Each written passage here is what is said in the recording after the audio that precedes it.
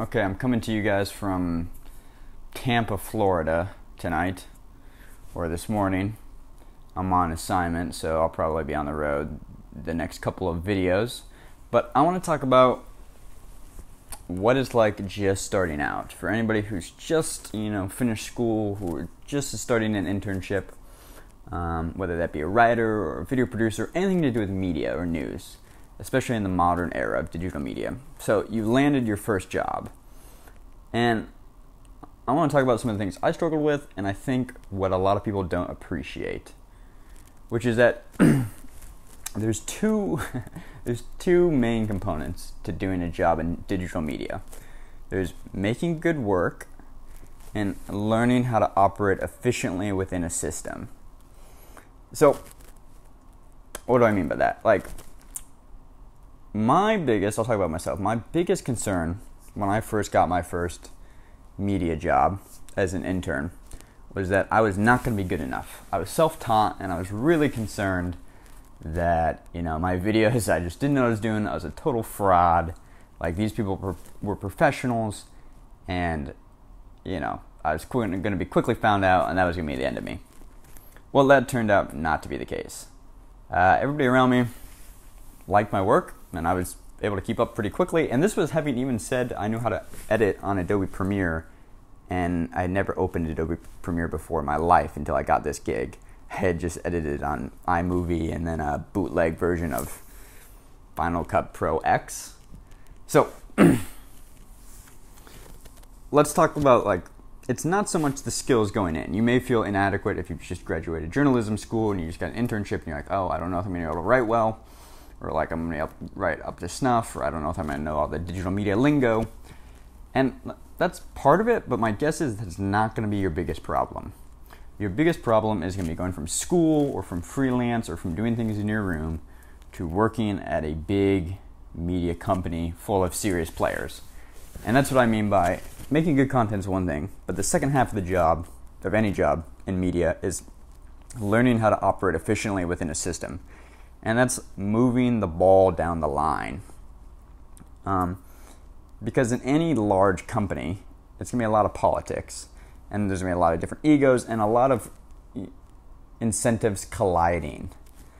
Especially in digital media, where often different teams and different desks want credit for the same thing or for different things, or they want, some writers want to use video producers to help them film their story, or a video producer wants to turn a writer's post into their video, or maybe the TV people want, their stuff cut up by video producers and just to turn them into editors, or maybe a writer needs to go on assignment with a video person, and they have different ideas for how that video should be. The writer wants to do it like a traditional stand-up because that's what they've seen in TV with a microphone, and the video producer says, no, let's not do that. We want to shoot just the subject and forget you just want to be on camera.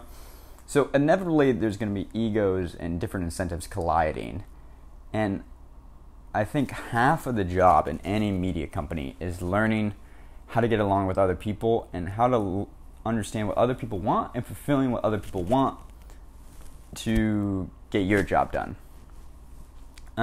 And so what are some practical tips for this? Well, coming into any job, especially out of school or freelance or anywhere, you want to quickly learn what people actually do. So, one, what their titles are and the hierarchy of them in any organization. Because it may be media and it may be slightly artsy, but it's going to be corporate just like anything else, and there's going to be a hierarchy. And that hierarchy is going to want to be respected. Especially if people have been around in the company for a long time. You want to go through the proper channels. You don't want to be Rambo. And as much as you may think you're the hotshot journalist, or you have a good story, or you're a great video person, there are times to be Rambo and there are times to be a foot soldier. And I would recommend early on, when you get your first internship or gig, be the foot soldier. Just observe, do what you're told, watch and listen, and see, learn what other people do in the company, how people are treated, who's smart, who's pretending to be smart, and then, get a record of what people's titles are and who they report to. But then also figure out, de facto who has the power, because sometimes a person might have a title like senior writer or supervising producer, senior producer, or head of this or executive this. The titles are very fuzzy in media. They don't mean a lot, except for the people in the company. So, it's good to have an understanding of that hierarchy once you first get a gig or a job, but then try to suss out what the de facto power structure is. And maybe that means the head of audience is better at editorial and getting things down the line than the head of video is. Or maybe the head of this desk for national news is more interested in video than the desk on culture news. And kind of trying to build a coalition of people that are aligned with your goals and that you align with their goals. That'll go a long way in making you succeed at your first job and making you come off and look well and also make good work. Because ultimately, it doesn't matter how good of a producer or writer or journalist or content creator you are, you can be sabotaged by like 1,000 knives. A kind of tangential example to this is the medical field, where doctors go to school forever, and they come out of medical school and they do a residency, and they come out on top, and they're at the top of the hierarchy, and I think they're just king of the world. They know everything. And while that may be true to some extent, they can be totally sabotaged by the people that work below them, that are actually in the trenches, by the charge nurse, the other nurses, the CNAs, the PA, all these people that work below them that are actually seeing patients day to day, specifically in hospitals. They're the ones generally keeping somebody alive. They're the ones generally moving the ball down the court in any sort of medical office. And if the doctor doesn't win the respect of the nurses and the CNAs, the CNAs and nurses can make the doctor's life very, very difficult. And it takes a few years for a lot of doctors to learn this. But if you know anybody in the medical field, ask them. If you know a nurse, ask them about how nurses can sabotage doctors. And if you know any doctors, ask doctors how they've been, how they've watched doctors get sabotaged by nurses. My point in this is that even if you can tell the best story ever, learning to work in a system effectively will ultimately move your goal down the line further than your ability to create some amazing piece of content if you want to work for a company, if you're taking a job. Because ultimately, your job is to make that company money, not to make yourself a star, for instance. And even then, this is a good point about watching and listening and being a foot soldier early on, is because you can pick up on all kinds of things. For instance, media companies. There's a catch-22 in media companies where, good content is what gets a viewer, let's just talk about video for instance. Good content is what gets somebody in the door and will watch a video, but personality is what keeps an audience sticking around. Personality is what makes you watch your favorite YouTubers or your favorite television shows.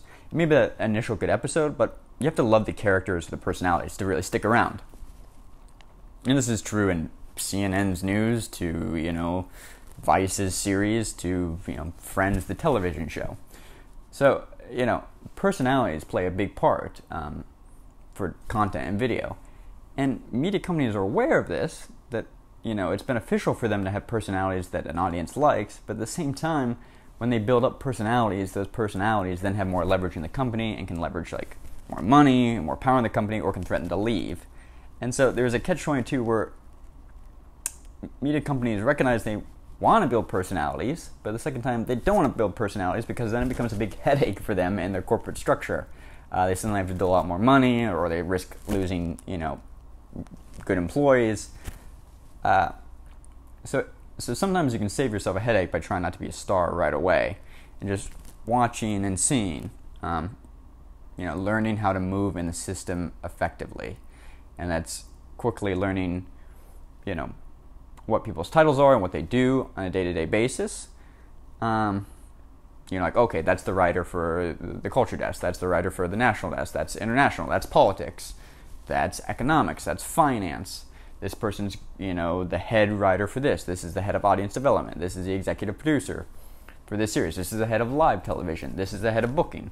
But then also figuring out who are the really smart people, because you know, the kind of Pareto curve applies to everything, and that 80-20%, you know, holds true in a lot of ways, and that, you know, 80% of the results, even in companies, are usually coming from 20% of the people, and that's paying close attention to who that 20% of the people are that are delivering 80% of the results, and